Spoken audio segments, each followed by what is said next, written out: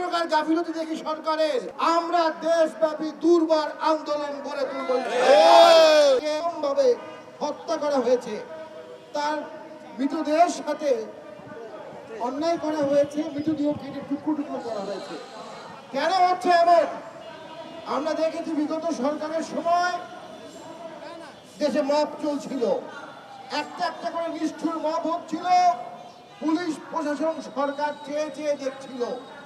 অপরাধীদের মধ্যে অপরাধ প্রবণতা বেড়েছে, অপরাধের নিবর্তনমূলক শাস্তিমূলক ব্যবস্থা দৃশ্যমান হয় নাই। রাষ্ট্রের কাঠামো ধসে পড়েছে, রাষ্ট্রের কাঠামো ধ্বংস করে দেওয়া হয়েছে।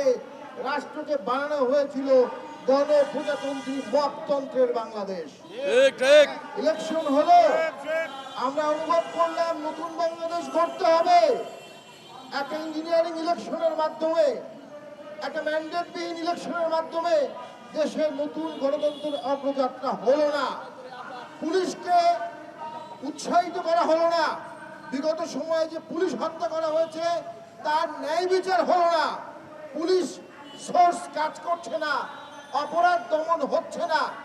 আইনমন্ত্রী উনি স্বরাষ্ট্রমন্ত্রীর কথা বলেন, আর স্বরাষ্ট্রমন্ত্রী উনি সংবিধানের ব্যাখ্যা দেন। আর দেশের মানুষে ধর্ষণ হচ্ছে, হত্যা হচ্ছে, চাঁদাবাজি হচ্ছে। আমরা মনে করি জনগণ ফুঁসে উঠবে। একটা নতুন বাংলাদেশের স্বপ্ন আমরা দেখেছিলাম, সেই স্বপ্ন জাতীয় পার্টি ছাড়া কেউ দেখাতে পারছে না। একটা নতুন বাংলাদেশের স্বপ্ন আমরা দেখেছিলাম, জিএম কাদের ছাড়া সেই স্বপ্ন কেউ দেখাতে পারছে না।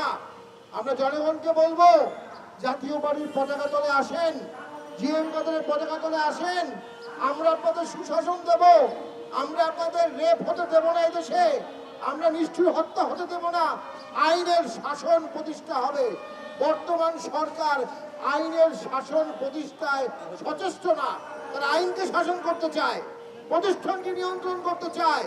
তারা মানবাধিকার কমিশন আইন বাতিল করে দিয়েছে, তারা সুপ্রিম কোর্টের বিচারপতি নিয়োগ আইন বাতিল করে দিয়েছে, তারা সুপ্রিম কোর্টের সচিবালয় আইন বাতিল করে দিয়েছে।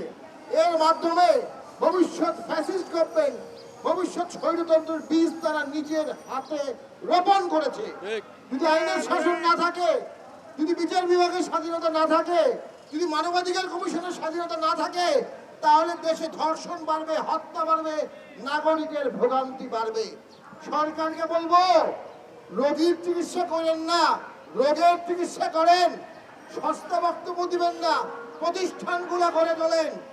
আইন শৃঙ্খলা বাহিনীকে ক্ষমতায়ন করেন, তাদের উপর রাজনৈতিক হস্তক্ষেপ বন্ধ করেন, ডিএনএ টেস্ট চালু করেন, লাই টেস্ট চালু করেন, বৈজ্ঞানিক এভিডেন্স চালু করেন, সিসি ক্যামেরা এভিডেন্স চালু করেন। ইনশাল্লাহ অপরাধী অবশ্যই সাজা পাবে। আমরা গভীরভাবে পর্যবেক্ষণ করব এই রামিসা হত্যা সহ অন্যান্য যে মামলাগুলো আছে, এখানে যদি কোনো প্রকার গাফিলতি দেখি সরকারের, আমরা দেশব্যাপী দুর্বার আন্দোলন গড়ে তুলব। এরশাদের আমলে রাত 10টা পর্যন্ত মানুষ স্বাধীনভাবে ঘুরে বেড়াতো, কারো কোনো চাঁদাবাজি হতো না। এরশাদের আমলে অ্যাসিড নিক্ষেপ আইন করে 1 বছরের মধ্যে এরশাদ অ্যাসিড সন্ত্রাসকে বাংলাদেশ থেকে বিদায় করেছে।